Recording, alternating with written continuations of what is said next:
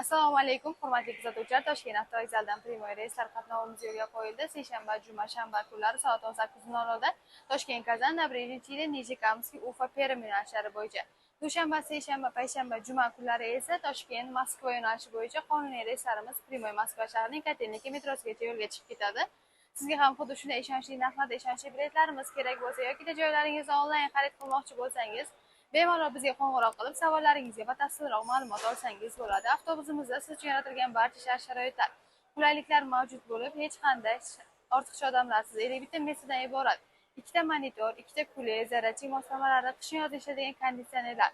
Undan tashqari siz o'zingiz bilan 50 kilodan 60 kilogacha yuk olsangiz bo'ladi.